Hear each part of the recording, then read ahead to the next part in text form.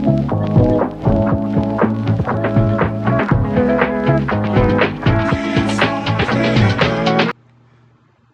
morning. Good morning. I hope you're having a great morning. I thought I would hop on here today to share some, hopefully, wisdom with my nieces this morning. I have been thinking about the different spaces I have been putting myself in recently because coming into the new year, I chose a word, and my word is undaunted. Undaunted. And, with choosing that word, my goal this year is to just do things with courage and with fearlessness. And I was thinking about that, right? So as I declared to myself to lean in this year, to be undaunted by fear, I've been putting myself in situations that actually has been triggering fear. And I thought I would talk about that because I've had to recognize that it was happening and I had to choose how I was going to respond. So today I want to talk to my nieces about facing fear and finding courage. Fear is something that we all face. Sometimes it can be the fear of failure or of being vulnerable or even not fitting in. And other times it could be the fear of being stuck or, ironically, the fear of breaking free and embracing change. So fear can be confusing as we can see. Like we can fear depression and sadness, yet also fear happiness and joy. You ever hear people say, yeah, things been going well recently. I'm just waiting for the shoe to drop. So they're just in fear that this goodness that they're experiencing right now, the joy that they're experiencing, the happiness that is temporary. And fear is on its way, right? But we can also crave attention, right? But yet fear being noticed too. So it's as if fear keeps us trapped and unsure of which way we should turn. But here's the truth: fear only has the power we give it. Okay? One of my favorite biblical reminders is from Psalms 118 and 6 that says, "The Lord is on my side. I will not fear. What can man do to me?" So this verse reminds us that faith can be a powerful tool in facing fear. Buddhist teacher Pema Chodron, and I could be pronouncing that incorrect, but it's blame it on my head and not my heart, shares a beautiful parable that I think can add to what I'm talking about. A young warrior was tasked with battling fear. So she was going to war with fear. And when she asked fear how to defeat it, fear replied, and I want you to listen up to this: "My weapons are that I talk fast and I get very close to your face. If you don't do what I say, I have no power." Oh my goodness, the lesson is in that is that fear loses its power when we acknowledge it but don't obey it. So no one is telling you to act as if fear doesn't exist.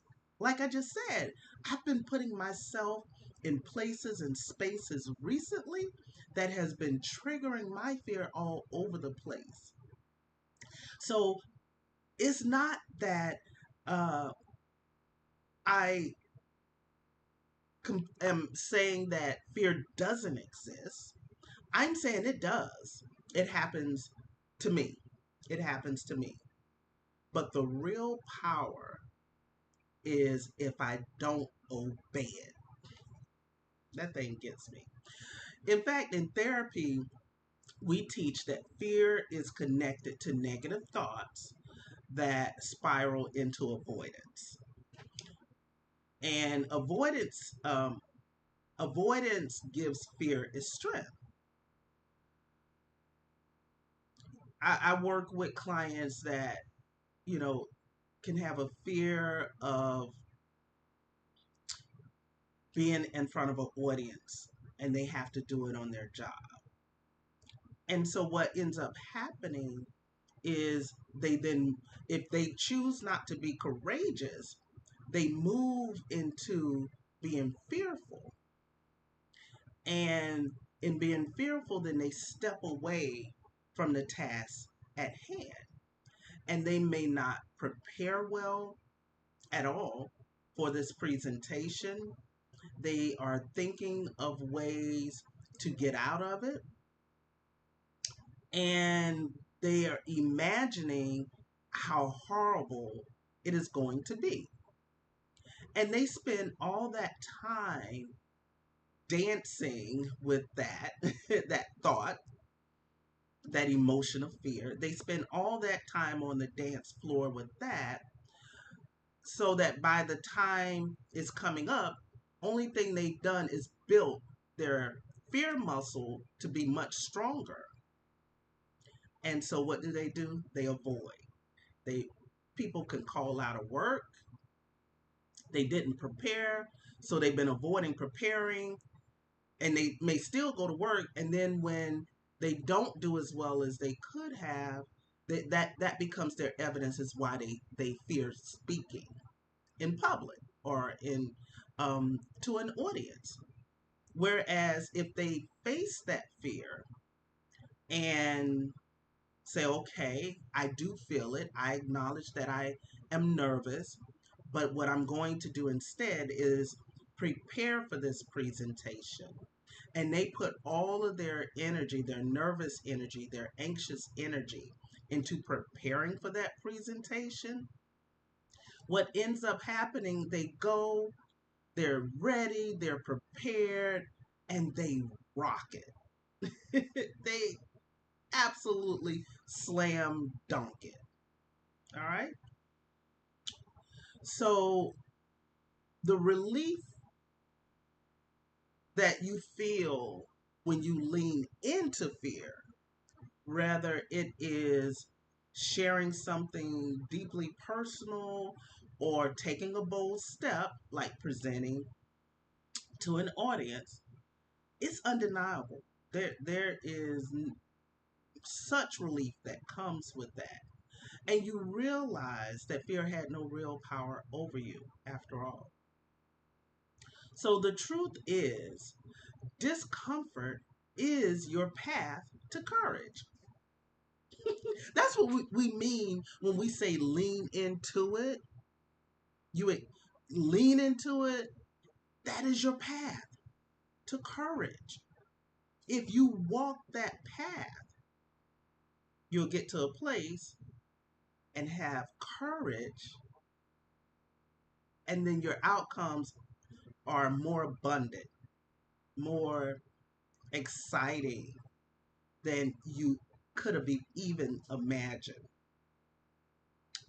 So when you lean into fear, you're immediately joined by fearlessness. So when you start walking that path, it's as if fearlessness comes up alongside you and walks it with you. Okay?